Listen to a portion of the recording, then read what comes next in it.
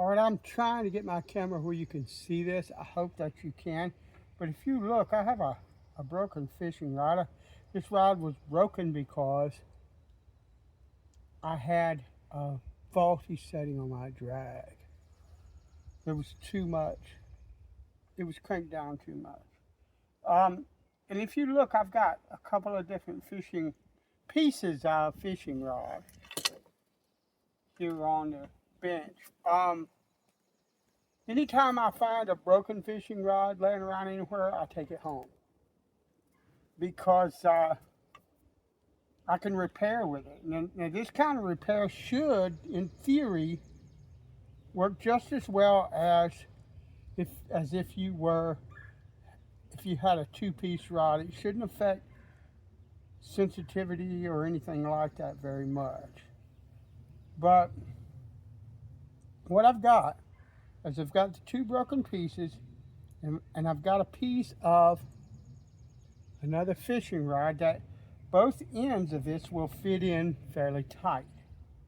Okay, and what you want to do when you cut a fishing rod, you have to understand these are graphite and they will split and do all kinds of stuff.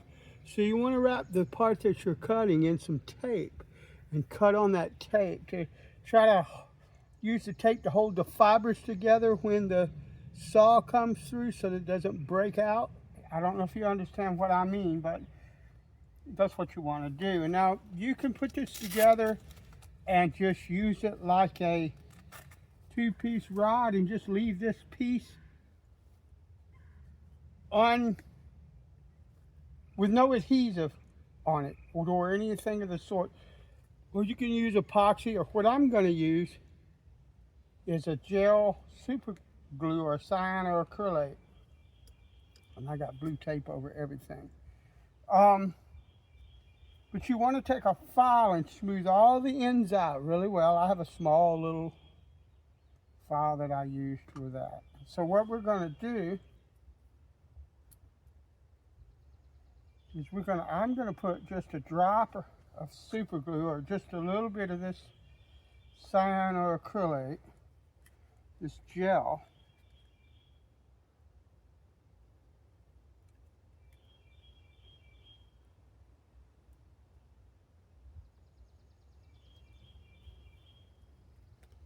Like that. And then what I'm going to do is I'm going to push that on there like that. Then I'm going to take and do the same thing on this side of the brake. And notice I'm getting it close to the brake. I'm not really, when I push this up there, it will push that super glue up the shaft, and I don't have to worry so much about a big mess happening. And then what I'm going to do before this dries,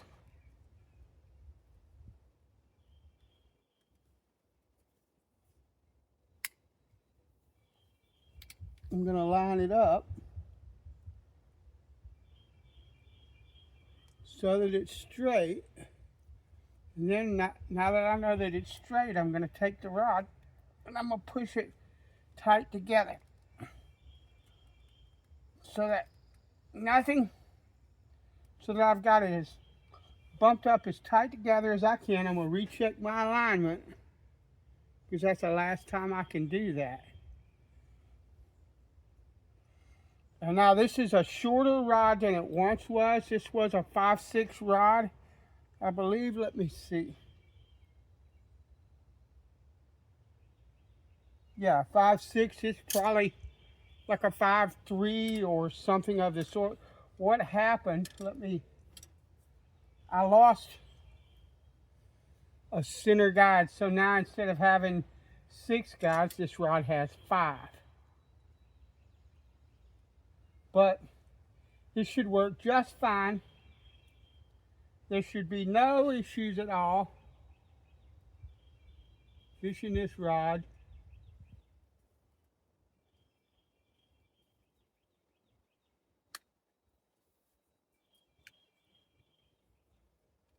I'm gonna try to make certain that is